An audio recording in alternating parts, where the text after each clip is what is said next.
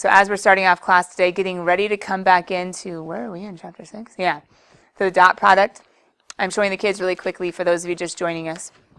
Our class calendar, which can be found in Google Classroom. Right underneath the second tab and class resources, you can get to the YouTube channel and the class calendar. The shared folder, which has notes and homework sheets for every chapter, et cetera, et cetera, et cetera. But then we were looking at the class calendar. So we're finishing up section 6.4. There's only one more section. We're only going to take a day on it, section 6.5. It is a hard section, but basically I'm taking away the hard stuff. It is a hard section, but basically I'm taking away the hard stuff. And since you guys are able to use a reference page, I'm not going to try to help you memorize the formulas or anything in class or make you rewrite them tons and tons of times, like sometimes that we do. I'm just going to show you a quick correlation between vectors and complex numbers in section 6.5. The math is actually really similar. Then that homework is going to be due on section 6.5 on Tuesday. We're going to review, just basically practice with problems, see if you guys have any questions. My advice would be to start the review this weekend. I think I have it posting to Google Classroom. I think I have both section 6.5 and the review posting to Google Classroom at some point today, so you have it available. You can access it. You can start the review early. You can start making the reference page this weekend for that test next Wednesday. Why is it next Wednesday? Because I was really trying not to have it on Valentine's Day. I don't know. It just seems sad if you have a test on Valentine's Day. And then you have no homework that night, which means, or the night before, so if you want to, I don't know, some people have fun and make cupcakes or little whatevers for their friends and whatnot. Yeah, I don't know. You can have a non-test on Valentine's Day. And P.S. buy Krispy Kremes from the seniors. But anyway, coming back. And singing grams from Student Council, or ASB. But anyway, coming back to the calendar, let's go ahead and make our test corrections due Friday. Sound good? It's not due on Valentine's Day. You have a couple days after the test. You can focus on chapter 6 for now. Are we all on the same page? Yep. Cool. So your test at the very, very so that you don't forget. I'm going to go grab them out so I don't forget while you guys go ahead and write down a couple formulas that use the dot product. Nice thing is, remember, you don't have to memorize these. Totally get to write them down. Totally get to show pictures, illustrations, whatever, in order to help you guys out as you're thinking about the homework, the review, the test. So why even go over it? If they're just formulas, just plug in, right? Well, haven't we seen some formulas this year that take a little bit of getting used to? And if you guys look at both of these formulas, they both have the dot product. Anytime you see two vectors with a multiplication, pause. Are you writing your vector arrows above? This isn't just like a letter or a constant U. This is a vector U. Write your vector arrows above the U, above the V. Joe, what was your question, bud? I forgot. Oh, sorry. If you think of it, raise your hand. Let me see. I talked for too long. I apologize.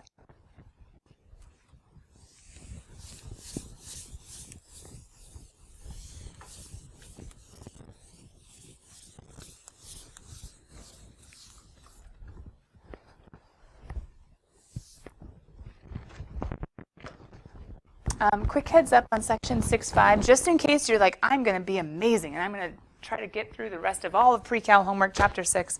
I don't know. I'll probably cut down chapter 6, section 5, the next homework. I'll probably cut it down some. Just because, as you guys saw, I'm only covering that section in one day, the short, sweet version of it. Since I'm covering the short, sweet version of it, I bet I'll make the homework shorter, so something to keep in mind. I think the test review is probably the best thing for you guys to work on this weekend ahead of time. So if you want to do the test review before section 6.5, I don't mind. Just write a little note to the TA so that they don't think that you skipped your homework. Be like, oh, they're in backwards order, or they've been switched, or 6.5 is coming later.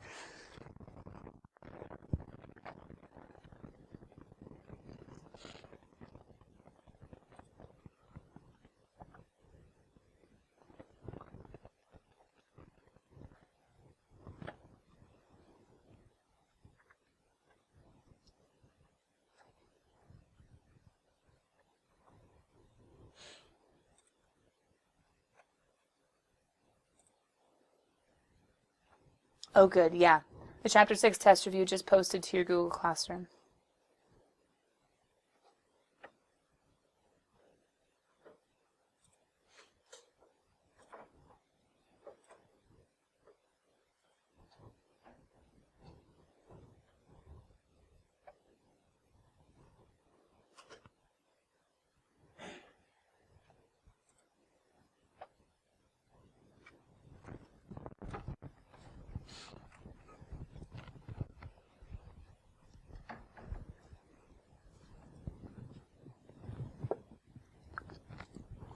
Some of you guys are already starting to solve. That's totally cool. I'm going to grab my calculator also so I can be working on it. If you guys don't have your calculator out and you haven't been keeping up with this on examples, the problems can go stinking fast, right? Like, man, I'm just throwing numbers all over the place and we're throwing stuff in our calculator. These ones, we're slowing down a bit. There's not as much work to do. It's more just plugging in. So if you have your calculator, grab it out, get it ready. Just because it's so much better if you're able to get on your calculator the answers in class being like, okay, I kind of know what I'm doing. Like, yeah, I was able to plug it in. I was able to solve for it. Kind of like law of sines and cosines. There were a lot of you that were actually doing it in your calculator, making sure that you understood what was going on. And that homework, hopefully, except for the weird ambiguous case, went pretty well. So I want to make sure we're doing okay on this one too. Once again, the whole chapter 6, all degree mode, degree, degree, degree, until Monday. Then it might switch, sorry. Until Monday. Well, section 6.5 isn't specifically vectors anymore. Section 6.5 says all the vector math that you've been doing can be used for complex numbers. It's weird, but we kind of transition back a little bit. We backtrack and say that thing called a complex number, a plus bi, yeah, there's another way of writing it that has important applications or implications for later. Okay, guys, sorry, this is the second page. Let's go back to this page and make sure that we know what's going on. I apologize. Is there something super important up above?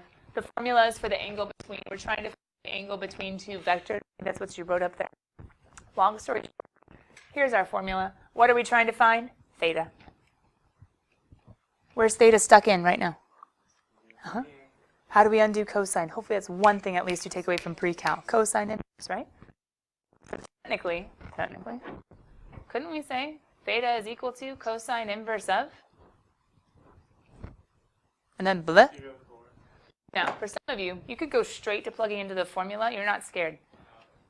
But some of you, you might want to be like, I'm just going to do it off to the side and plug it in later. 3 times 4. Joe's going straight for the dot product. You guys hear? 2 times 0 is 0. 3 times 4, multiply the firsts. 2 times 0, multiply the seconds. What's the dot product? 12, 0. 12 plus 0. So 12. Good. 12 plus 0, which is 12. What else do we need to find to plug into our formula? Oh, come on. Good. The double lines. Magnitude, right? The how muchness. Now, pause. In just a second, no answer. I'm going to ask what formula we're going to use to solve for the magnitude. Don't answer. I'm going to ask what formula we use to solve for the magnitude. And I don't actually want you to start saying the formula. You can be thinking about it now, formula for magnitude. I want you to give me the name that relates to the right triangle. That's A and B to get magnitude. C. What formula are we going to use? Pythagorean theorem. I was hoping for a few more voices by giving the extra time. That's okay. That's okay. You're not having to memorize this. You're going to put it on your reference page. But it does go faster if you're like, oh, I know that this is the square root one of a squared plus b squared. How they get 13? Because they went the 3 squared plus 2 squared. 9 plus 4 is. But that's just for you. What else do we need in our formula? Some of you guys are already doing it. That's awesome. Now that you've seen the first one, 4 squared plus 0. Well, that one's easy because isn't that just square root of 16? Got him, coach. Throw it in. You and me both. Let's make sure we're good. Second cosine. Pause really quickly. Has at least one person found the cool little fraction-y notation that makes everything easier when you plug it into your calculator? I want you guys to show me the 2 fraction-y boxes. I'll show you mine. If you show me yours, I'm going to come back. The 2 little boxes. I want the 2 little boxes. The 2 little boxes. You know what I'm talking about? The 2 little boxes, the little fraction. The 2 little boxes. There you go. Show it to your group. Make sure the 2 little boxes. It makes your life so much easier. Turn. Does everybody know how to get there? You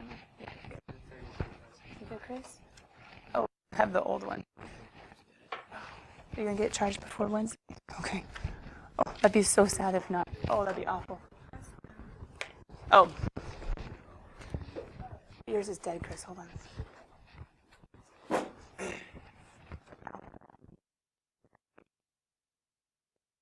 Is that cool? All right. We all should have been throwing it in and square root of 13. What'd you guys get? Good, good, good. I'm hearing it all over. Are we okay? Now, if you didn't get 33.69, problem solve with me. Check your mode. If you plugged it in and you did the little fraction you do, it should have been pretty straightforward. If you ended your square root, you had to do the little over cursor, didn't you? End your square root. Or put parentheses. Make sure you ended your square root, and then make sure you're in degree mode, not radian. It should work out. 33.69. How bad was that, guys? Not bad. Exactly. What would be the hardest part? Memorizing the formula, but what don't you have to do? Got it. Got it, got it, got it, got it. You just have to know how to use the formula. What about this guy? Orthogonal. Think orthodontist, but not. Thank goodness. Orthogonal. Two vectors are orthogonal if and only if their dot product is 0. That sounds all snazzy, like, oh, man, there's a new word, orthogonal. Relate it to anything I've ever done before until you read down here, oh, wait, what's orthogonal? Really just a snazzy way of saying. You want to know another snazzy way of saying perpendicular? In physics especially? Normal. Yeah, I know. Weird, right? Normal. So if you're normal, you're perpendicular? No wonder no one's normal. Anyway. Just in physics, just in physics. But like a normal vector, a normal force is a perpendicular one. It's perpendicular to, like, object on a slant. Wasn't that a big word problem in the vector section, 6.3? Object on a hill or on an incline.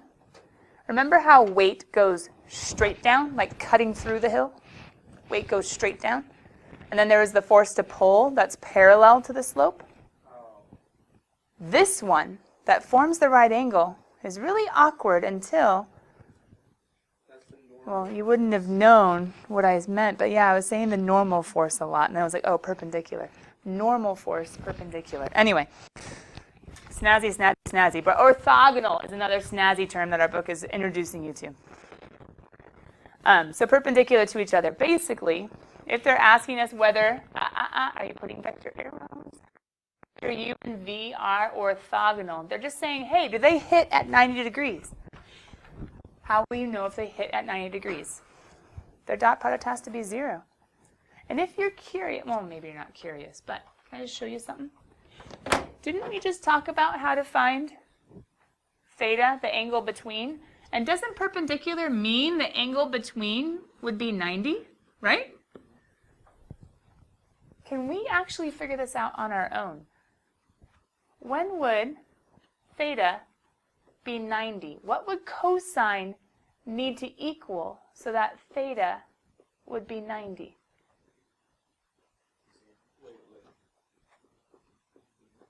This is the formula for the angle between. The angle between is 90.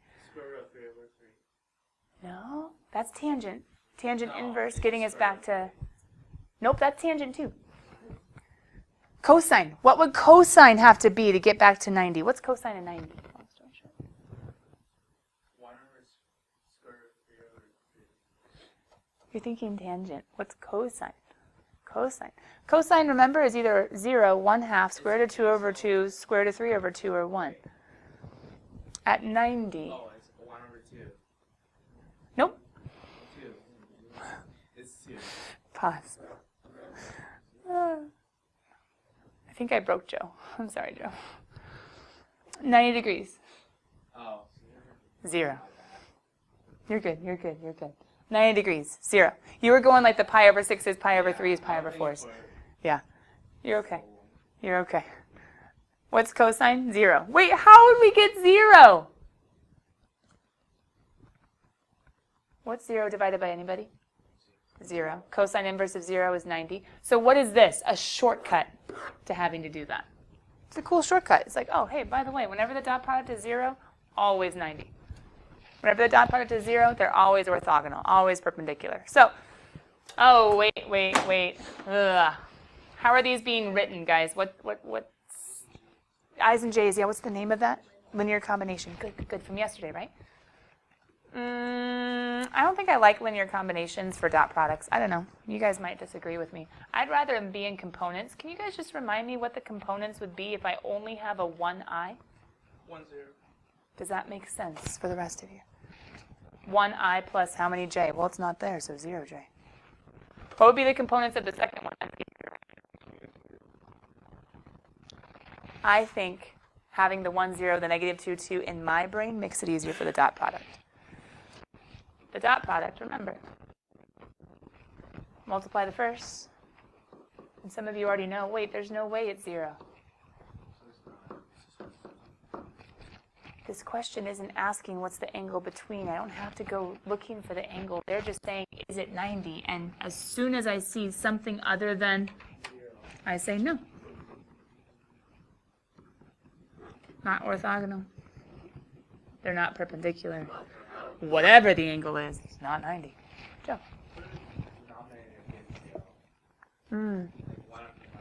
But think about it. If the denominator is, if the denominator is 0, magnitude is 0, you don't have a vector, you have a point. And a point can't be at an angle. Does that make sense? So DNE. Good. But isn't that the math too? Number over 0, isn't that going to be DNE? See what I mean? Think about it. Okay, moving on. So what have we talked about? We talked about angle between. We've talked about orthogonal, like how to know whether or not, shortcut, how to know whether or not two vectors are perpendicular. Ooh, okay.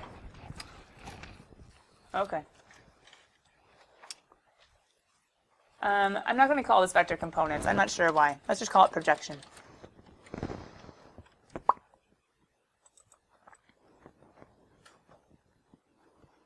Let's go here.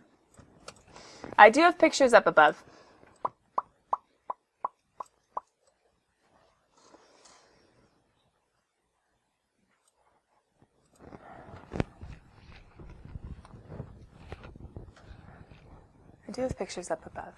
Two different scenarios of how two vectors can be related.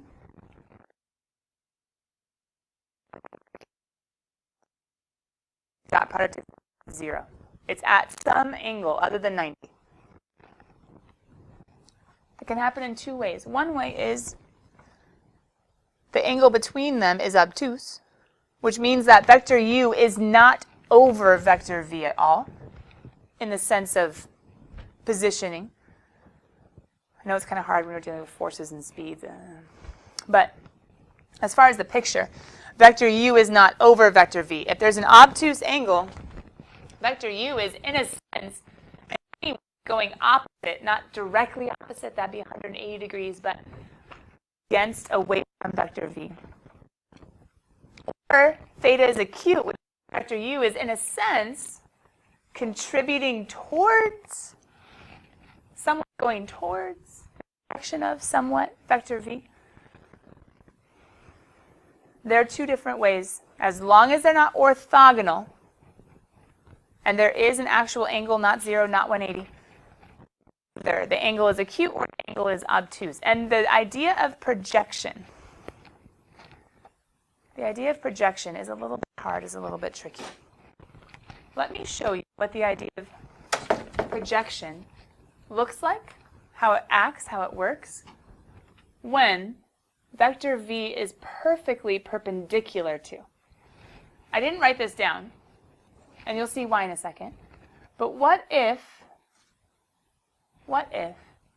vector u is perpendicular to vector v? What if vector u is perpendicular to vector v?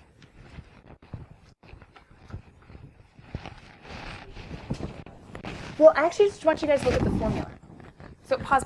Don't stress about going too much deeper. Just look at the formula. So hold on. If the two vectors are perpendicular, if they are orthogonal, why isn't this picture here? What would the dot product be that we just saw? 0, right? Okay. What happens when we plug in 0? 0 over anything is 0 times anything is 0. What's the projection?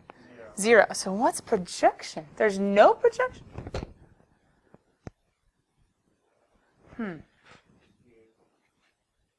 Do you guys see how the projection is a new vector? Why am I going to add the word vector underneath projection?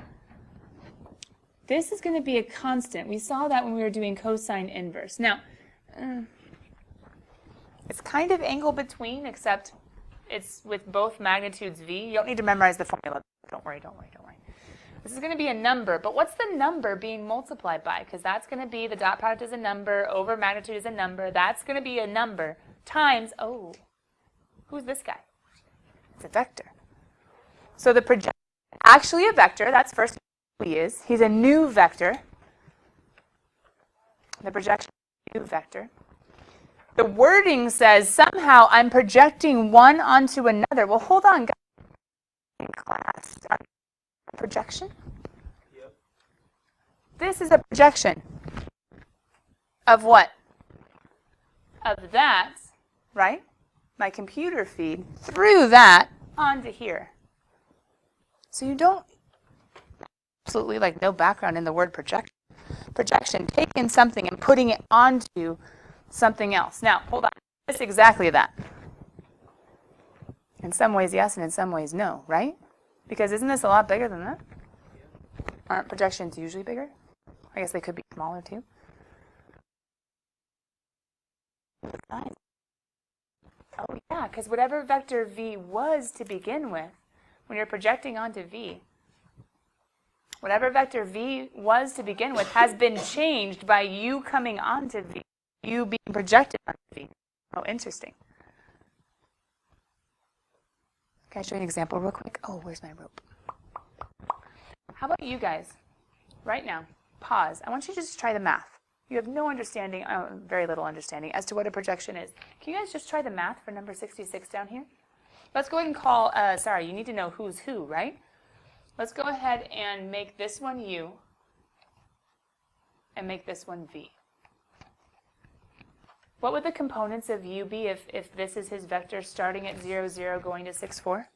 6, 4, right? 6 minus 0, 4 minus 0. So we could say that u is equal to 6, 4. And then doesn't v start at 0, 0 also? So wouldn't his components be 2 minus 0, negative 3 minus 0, just 2, negative 3? Can you guys try to plug in? Let's see what you get. Try to plug in. That's it. Let's see what you get. And then I'll see if I can illustrate projection a little bit better. Just the idea, not the technical, everything that's going on, but just the idea.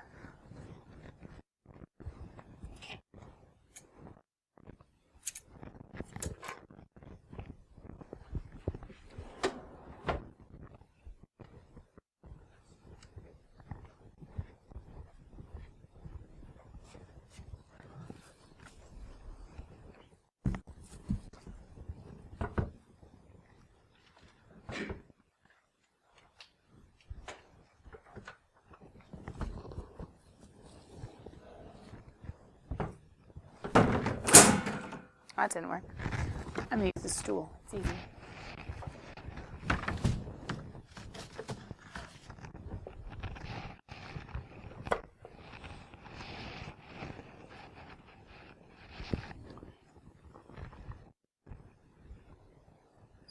You guys found the dot product, right? Did you find the magnitude just of v? Didn't need the magnitude of u, just need the magnitude of v. Hopefully found a number.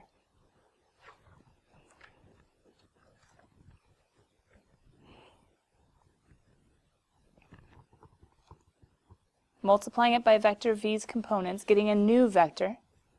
And then why don't you sketch the new vector once you find him?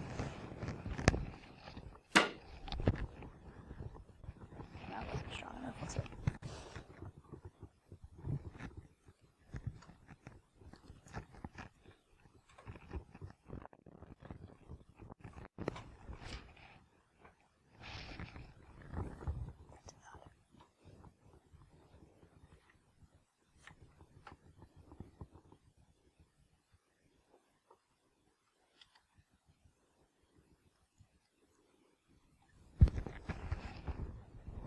Okay, let's go over the math first.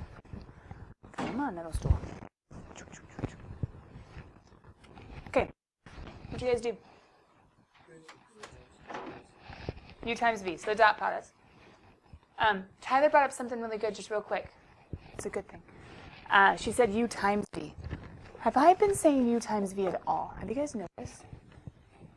I haven't been. You probably haven't been paying attention. I haven't been. What have I been saying every time? No? No?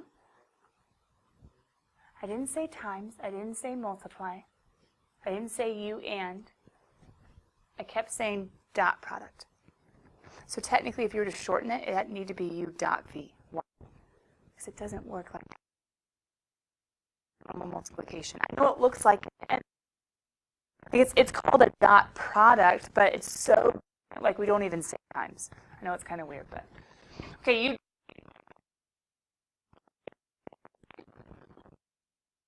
plus 4 times negative 3?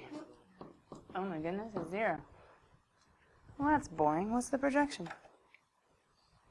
But just so that you see how the formula works, I know, it's kind of weird now. But U onto V. Wait, what if I had said V onto U? Guess what would happen? Switch. And as soon as that switches, guess who's up here now? If it was V onto U, those would switch, and now U would be down here and U would be there. So just be aware if they say it. It's really important what order the letters go into. V is only here and here because it's going on to V. V is where everything is being sent, kind of. Projection is equal to, sorry. You would plug in the dot product over. If it wasn't 0, we would have to keep going. So let's do the magnitude of V. Did you guys find that one? What is the magnitude of V? 2 squared is 4. 3 squared is 9. Yeah, 4 plus 9 is 13, right? Man, this shows up a lot in all the examples. That's weird. But hold on. It's magnitude, careful, squared. And then you would have multiplied whatever that number is by who? Vector V. Okay, so in this case, I know, it's kind of lame. We ended up actually getting the 0 vector. Technically, it's not just 0. The projection isn't 0. The projection is 0, 0. What does that mean? Example of that would be if I was, it's hard because this isn't living, but let's say this was like my dog. I know, it's a really sad little dog. If this was my dog, who I had to walk this morning in 29-degree weather. But anyway, the grass was very crunchy. Let's say this was my dog. And let's say he was going with some sort of speed, some sort of force, or he was pulling at some sort of speed, some sort of force. And let's say I was pulling straight up. I'm a horrible dog walker, right? I'm pulling straight up. What's the projection vector of me onto him? He's trying to go that way, and I'm pulling this way. The projection is 0. Because whatever force I am exerting in this direction, when it goes straight down, it's not resulting in any sort of horizontal movement or change. But let's say, acute angle, let's say I was pulling this way and he was coming this way. My projection onto him, if he's already moving and I'm pulling, whether I'm stronger, which is what that picture indicates, I'm pulling harder than he is, or whether I'm weaker, this could be a shorter vector U. Either way, if I'm pulling and he's already going, I'm going to project down into him going faster. Does that make sense? If he's already going and I'm pulling, so he has a little vector and then I'm pulling a whole lot harder, I'm going to result in him going faster. Now what if he's pulling that way and I'm pulling a whole lot harder this way? Yeah, something's going to happen, right? It's not going to be that great. But if he's trying to pull that way and I'm pulling stronger this way, that'd be the obtuse angle, what's going to happen? Once again, it's going to project. I'm going to have an effect on him, and probably he's going to end up coming this direction, right? That's kind of the idea of projection. But if I'm straight on top of him, am I really helping him that way or that way? No, because it's going straight down, perpendicular onto him, down below. So what if I was to change this up just a little bit? And what if we were to actually, because so far it's like, okay, boring, 0, like I can't visualize 0, whatever, it goes straight down. Let's do one that's not 0. So what if I was to give you another vector, and I don't think I actually have one, do I? No. Well, we do have work that's coming. It uses projection. But let's say I was to give you something like, let's do this. Let's do one like I just said, with him coming this way. And I'm not putting in like speed or force. I'm just going to put in like a point just to give us a quick idea. Let's say that this was the vector v. And let's say he equaled, I don't know, 2, 0? Does that sound good? 2, 0. And then let's say there was another vector, u. This way we can do u onto v again. But this would have to go out farther, right? Maybe like 4, and then maybe like, I don't know, 3? Let's say 4, 3. Okay, I want you guys to go ahead and use the formula again. And let's see if we can visualize at least an idea of what the projection is doing. Because it's really hard when it's perpendicular. It's like 0. Well, that doesn't tell me anything. Just nothing. Okay, so let's do it one more time. Using the formula of projection of, sorry, I said it, I didn't show it, of u onto v. Of u onto v. All right, bud, we'll put you over here. Yes, my dog is cuter than a stool. All right. Who had a picture of him? Oh, Justin Liu was showing a picture of him the other day. It was 2 years ago. I broke my foot. I was kind of bound in here. And a friend had taken him to the groomer and brought him to school for a little bit. Yep, good story. I'm trying to give you guys some time. So I'm randomly making conversation. Can I go? Is it okay? 4 times 2, right? Plus 3 times 0. Okay, all over. Who are you squaring in the denominator? V. Okay, but V's magnitude, right? So V's magnitude, that's just 2 squared plus 0 squared. Good. Square root of 4 is just 2. And who am I multiplying it by? Good. Vector V. Trying to see what's the effect on poor little pup. Who's being rushed. Me every morning. Okay, 12 plus 0 is 12. 12 over 4, right? Huh, I can't multiply it. 8 plus 0 is 8, and 8 over 4 is? Thanks, Tyler.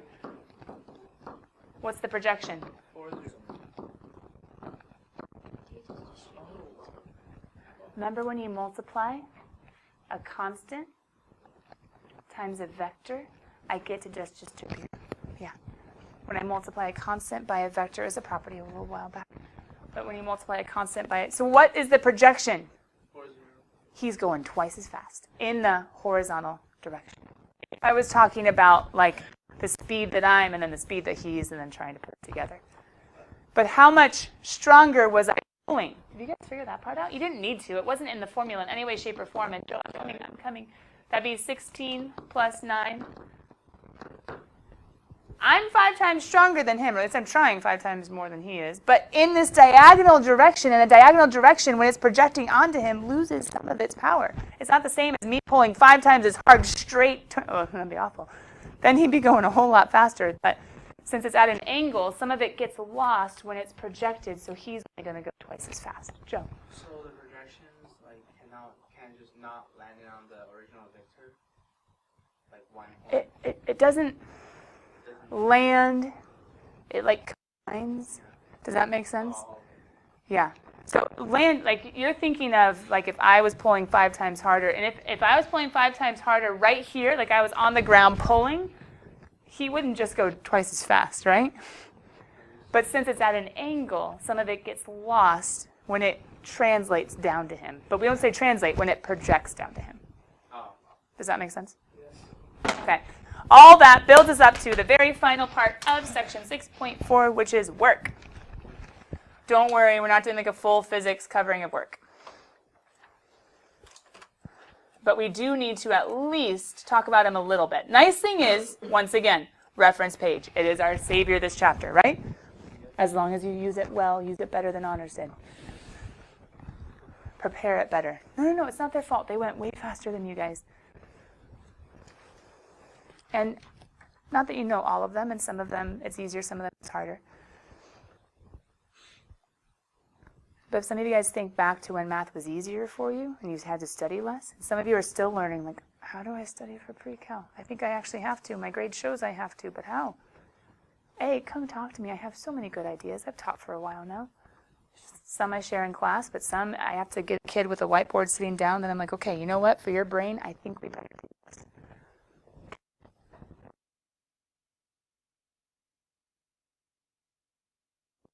Copy, be with me.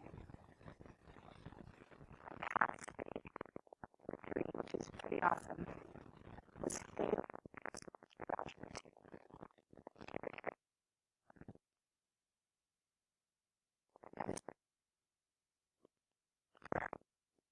Unique and very different, but it works. She wants to go be she kind of goes back and forth between neuroscience and anesthesiologist, and anyway, she's playing around with different stuff. But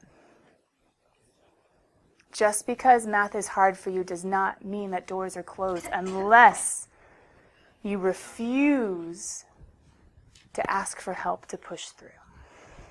There are ways. Okay. Work equals force times distance. Okay, this is always a really tricky idea in physics. I'm not going to go too much into it, except for the fact of there's a huge, heavy box right here. Boom. I'm pushing on it as much as I can. Boom, and I can't budge it. Is any technical definition of work being done? No, because it's not moved. But you're sweating. Yeah, I would be sweating. But nope, no work. No work in the physics sense of that object on that object. There must be distance moved. But anyway, that's a whole other topic for a whole other day. Long story short, the old-fashioned work equals force times distance is perfect if the force is in line with the motion. This old school formula, work equals force times distance, maybe it's not old school for you, but it's something that you should have seen in like a physical science class way back in middle school, theoretically. Comes back up in physics. Work equals force times distance is only true in the simplified form.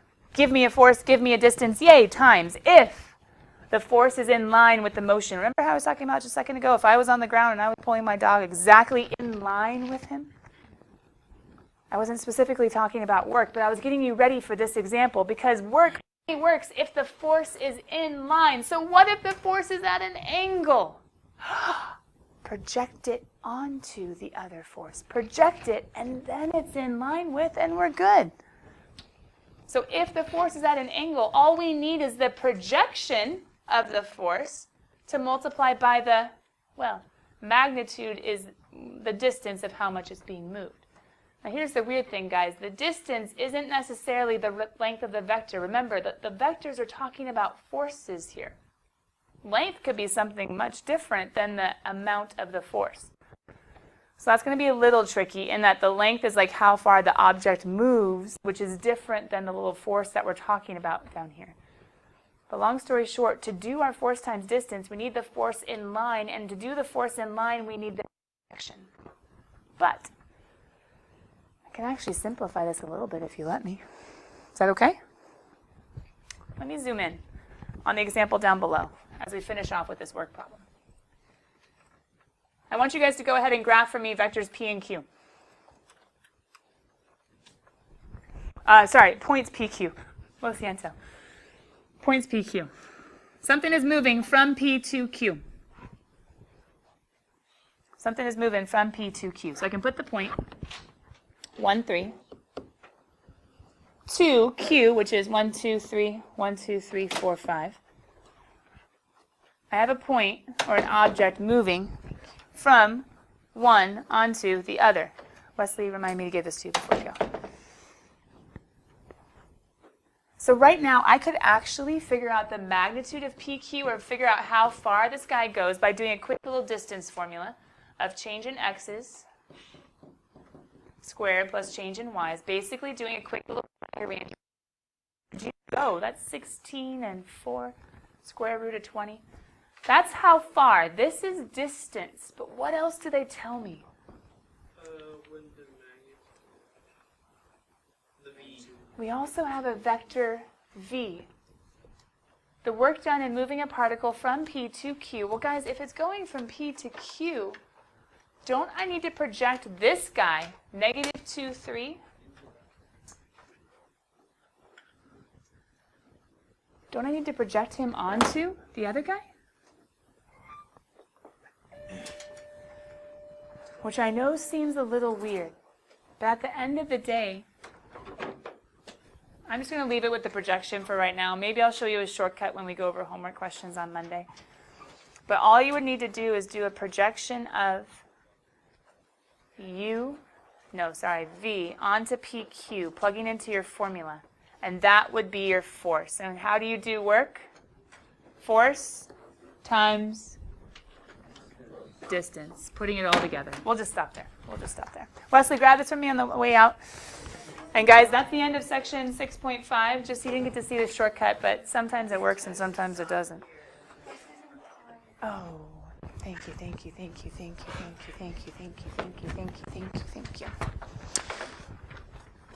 I got too distracted with my 6.5.